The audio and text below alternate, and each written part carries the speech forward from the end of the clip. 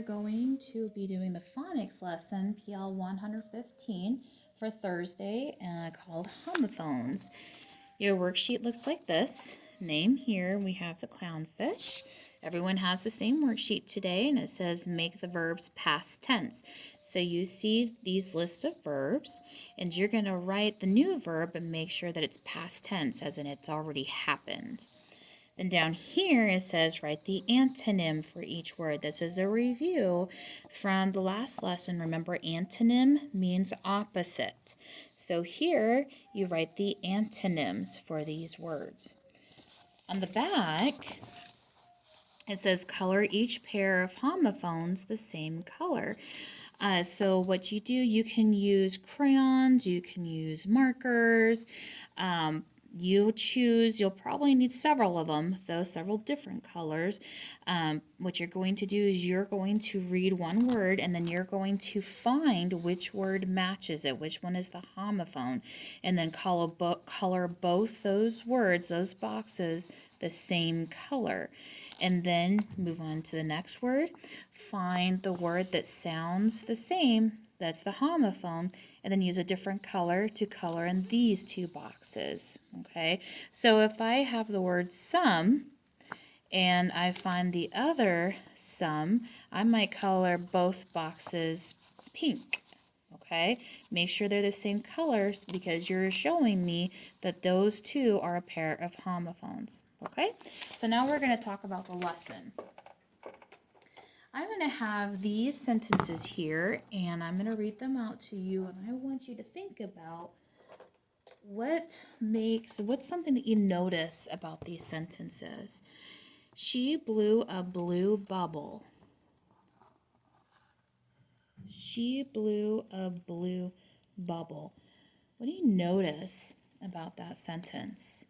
If you notice that you hear blue twice, that's exactly correct. We have blue and blue. Let's look at the next sentence. He took a whole hour to cut a hole. He took a whole hour to cut a hole. What do you notice there?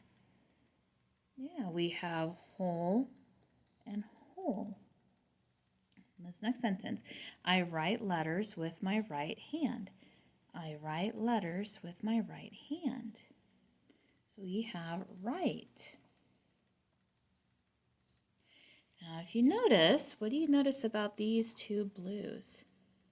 They're spelled differently, and they mean different things. She blew, she used air, and this blue is a color. Whole and whole, they sound the same, but they're spelled different and they mean different things. This whole means like an entire thing. This hole is like a shape or something that you dig into the ground. These two rights, again, they sound the same, but they're spelled differently, and the definitions are different. This one, right, you use like a pencil or a marker, and this one is a direction, my right hand. Okay, these are called homophones. A homophone means words that sound the same, but they have different meanings and or spellings. Okay. So a homophone is when you have words that sound the same, and there could be more than two. There can be more than two, like two, and two, right? They sound the same, but they have different meanings and different spellings. So let's look at the back of your worksheet, and I'll do a couple of them with you so that you kind of get a better sense of what homophones are and a better sense of how to do this worksheet. So I already kind of did the first one with you, where we have some, S-O-M-E, and then some, S-U-M. Some means part of something, like some pieces of candy. Some means the answer to sum. 2 plus 2 is 4. So the 4 is the sum. It's the answer. So what you're going to do is with one color in that box, that is a pair of homophones. Okay, now I'm going to use a different color.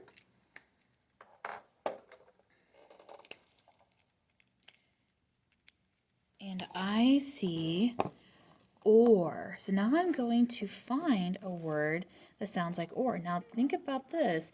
It's not going to look exactly the same. It might look close, but they're going to be spelled differently. So I have or, no, pear, whale, cheap, no, seam, tea, pear, we already did some, whale, or, seam, cheap, tea. So did you find the word that is the homophone for or? And if you found this one in the top right corner, O-A-R, or, yep, that is a pair of homophones. This or, O-A-R, is something you would use to paddle a boat. And this or is something that you would use to choose between two things. Are you going to bake a cake or a pie? Okay, so that's how you do the back part, and that is homophones. Now, if you need me to read the whole worksheet to you, that's what I'm going to be doing now. Okay, so we've already went over a little bit of the directions, but now I'm going to read these words to you. You are making these verbs past tense. Okay, sorry, I got interrupted with a phone call there that I had to take, but I believe we were here at this part. So you're making the verbs past tense. So you have these words, and you are going to rewrite the verb, but as in it already happened. So teach would become what? And I'll kind of give you, this is a gimme, taught, right? Taught is T-A-U-G-H-T. Want becomes eat, eat. Blow, blow. Look, look. Care, care. All right, and this says write the antonym for each word. Remember, antonym means the opposite. Short, short. Up, up. Warm, warm. Light, light. Clean, clean. Okay. Now on the back, this is a little trickier to do. What I will do is I will read the words, okay, from top to bottom. I'll read each one twice, and then I'll do it again. And so you can pause the video as I go. So some, or, no, no, pear, pear, next column, whale, whale, cheap, cheap, no, no, seam, seam, tea, tea, pear, pear, some,